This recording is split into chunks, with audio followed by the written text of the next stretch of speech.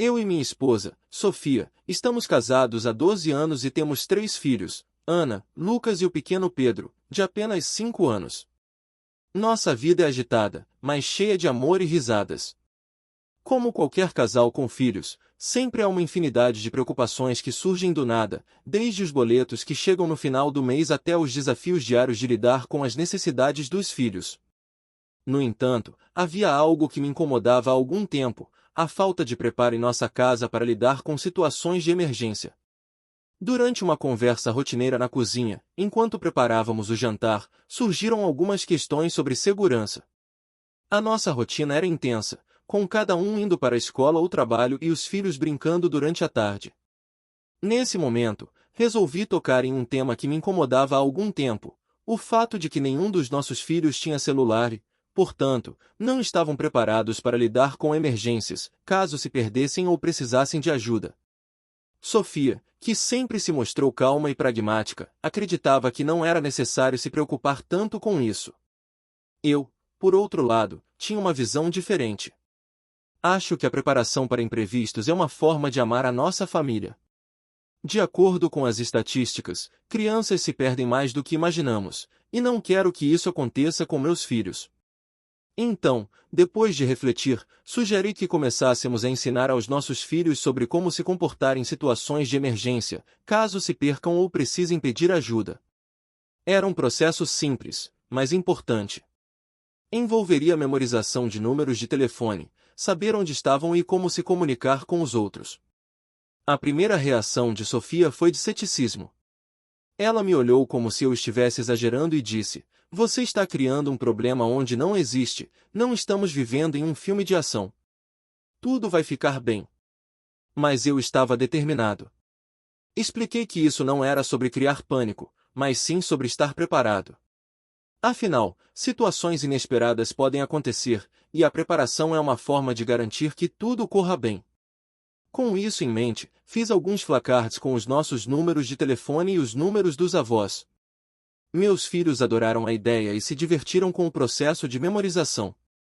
Ana, que tem 8 anos, achou o exercício fácil. Lucas, com seus 10 anos, fez várias piadas durante a atividade, dizendo que já sabia de cor até o número do melhor amigo. Até Pedro, de 5 anos, estava aprendendo a identificar os números, e isso era algo que nos fazia sentir que estávamos fazendo algo importante. No entanto, no meio dessa empolgação, algo interessante aconteceu. Durante a conversa, Sofia, que estava lá ajudando os filhos, olhou para mim e, em tom de brincadeira, perguntou: "E você? Sabe o meu número de cor?" Foi quando percebi que ela não sabia o meu número, nem mesmo o dela. "Você está brincando, não é?" perguntei. Ela ficou um pouco desconcertada e, com uma risada nervosa, disse que achava que ninguém mais precisava decorar números hoje em dia. "Nós temos o celular para isso, quem vai precisar lembrar um número no futuro?" Eu fiquei surpreso, mas resolvi não dar muito peso à situação naquele momento. Só que uma coisa ficou na minha cabeça. Eu sabia os números de todos os meus familiares, meus pais, meus irmãos e o número dela. A ideia de não saber de cor o número da pessoa com quem você vive há tanto tempo me parecia estranha.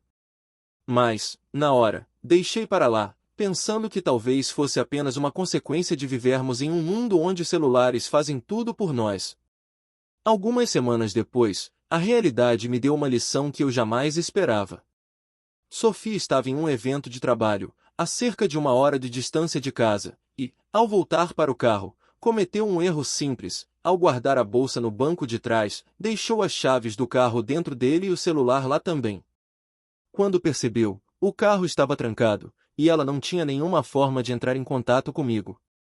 Ela tentou ligar de uma cabine telefônica, mas se deu conta de que não sabia os números de cor. E o pior, o seu telefone estava em seu carro. Fiquei sabendo dessa situação quando ela ligou para casa mais tarde, já apavorada, e me explicou o que havia acontecido. Ela parecia tensa e irritada, mas também um pouco envergonhada. Eu tentei acalmá-la, dizendo que tudo ficaria bem. Porém, a situação ficou ainda mais estressante quando ela me disse: "Eu não sabia o que fazer. Não sabia o seu número de cor, não sabia de mais ninguém, e fiquei completamente perdida." Eu a tranquilizei, mas a verdade é que eu também fiquei com uma sensação de impotência. Aquela situação poderia ter sido muito mais complicada, caso fosse uma emergência real, com a Sofia em um lugar deserto ou com um problema de saúde inesperado. Não ter os números de telefone de emergência à mão ou decorados era um risco que poderíamos ter evitado. Quando Sofia chegou em casa mais tarde, exausta e um pouco agitada, tentamos conversar sobre o que havia acontecido. Fui sincero com ela. Eu avisei, Sofia. Eu falei sobre isso. Não estou querendo ser alarmista, mas a falta de preparação para emergências é algo real. E se fosse algo mais grave? Ela respirou fundo e olhou para mim, seus olhos cheios de emoção. Eu sei, você tinha razão. Eu estava tentando ser prática, mas agora vejo que estava apenas ignorando o risco. Eu só não queria admitir que estava errada. Nós conversamos bastante sobre como isso poderia ser evitado. Não se tratava de um simples número de telefone. Era sobre estarmos preparados para o imprevisto. Se Sofia tivesse decorado meu número, ela teria passado por aquela situação de forma muito mais tranquila. E o mais importante, o aprendizado que eu e ela poderíamos passar aos nossos filhos, para que eles nunca ficassem na mesma situação.